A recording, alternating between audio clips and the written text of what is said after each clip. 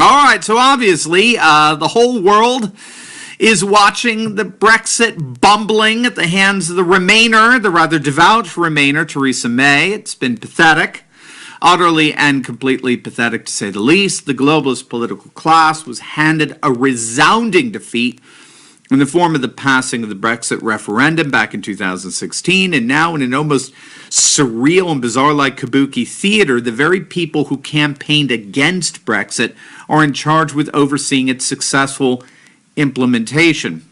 And Prime Minister Theresa May has made it very clear, she's doing everything she can to thwart Brexit while giving the appearance that she's trying to implement it. Nobody's buying it.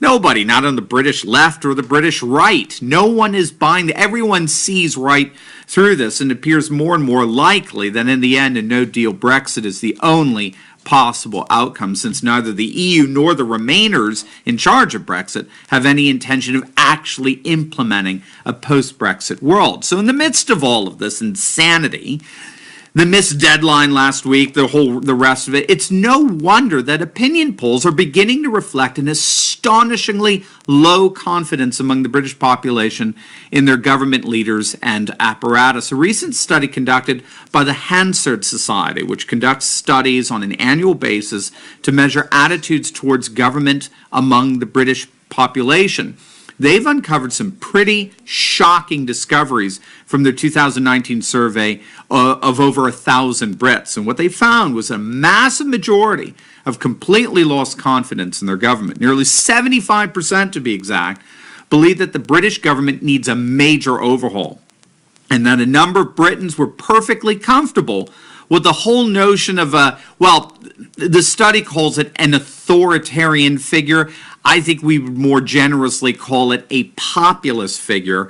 A vast amount of Britons were perfectly comfortable with the whole notion of a kind of populist figure coming in and basically ripping the British government apart. 54% of respondents agreed that Britain needs a strong ruler willing to break the rules. 42% agreed with the idea that many national problems could be dealt with far more effectively if the government didn't have to worry so much about these clowns in Parliament. Only 25% had confidence in the MPs' handling of the Brexit. 56% said that Britain was in decline, and a whopping 63% agreed that Britain's system of government is rigged to advantage the rich and powerful. And nearly 50% of the public believed that they had absolutely no influence whatsoever on the political and cultural direction of their nation. Now, this study corresponds to the attitudes and feelings uncovered by a number of other studies that have been very helpfully compiled by the British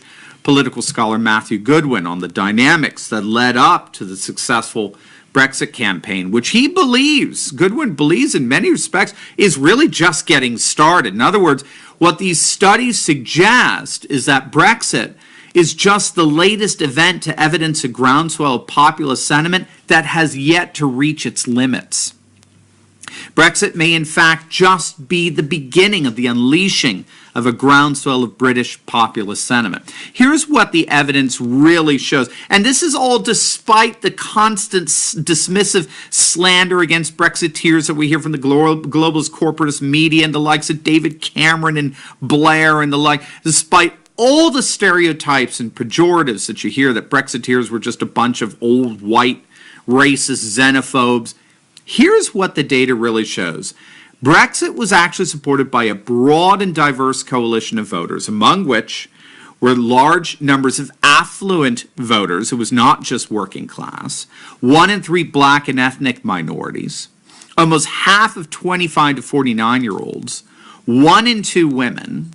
1 in 4 college graduates, and an astonishing 40% of voters in the Greater London area.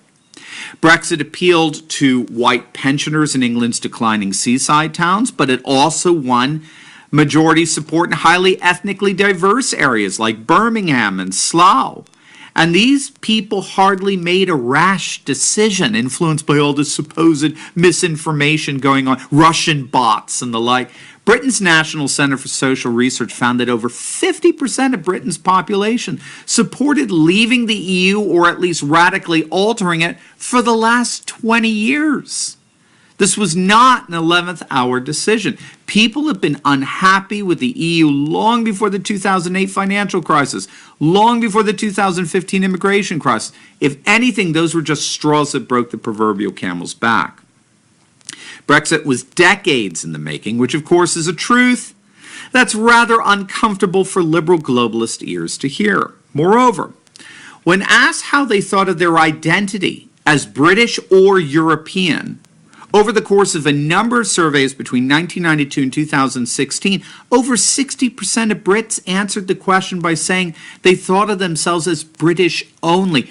Only 6% thought of themselves as European. That's a consistent finding over a 14-year period. And of course, this stands in stark contrast to the way the BBC and other British media outlets try to portray the British public, that we're all Europeans. We all belong to a single European identity and standardization system. I saw it all the time in Durham when I was out there.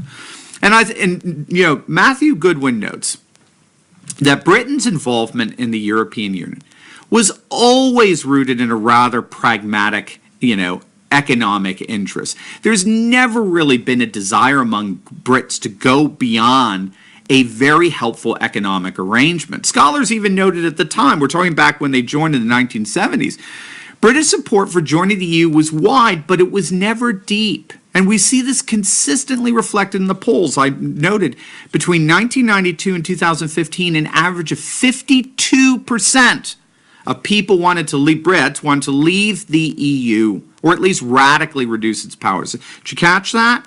Over the course of a 20-year period, a consistent average of 52% of Brits wanted to leave the EU. When Brexit passed, guess by what percentage it passed? It won 52% of the vote. Okay? When citizens expressed their deeply held concerns over all this, right? They all felt, and we have the studies to show, they all felt that they were ignored, they were laughed at, they were slandered by these elites. When it came to their concerns over mass immigration and the massive spike, particularly under Tony Blair, they were accused of being, white supremacists, xenophobic, and racist. And so there's been this growing alienation between the populace and the ruling elite. And again, this is the evidence that's surrounding the Brexit vote. Researchers found that nearly 2 million Brits who had not voted in the 2015 general election because they basically gave up, they actually came out en masse to vote for the Brexit referendum. I mean, that's an astonishing number of disenfranchised who believed that Brexit was finally an opportunity for them to have their voice heard. All of this is to say that the fundamentals all pointed to the makings of a very successful Brexit referendum in 2016. And as the latest surveys are indicating, especially in the wake of the bumbling of Brexit by May and by the British Parliament and the MPs, these fundamentals appear to be reaching a boiling point.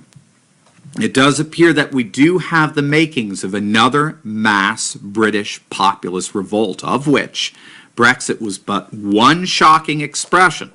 But if these latest findings are any indicators, Brexit may just be the beginning.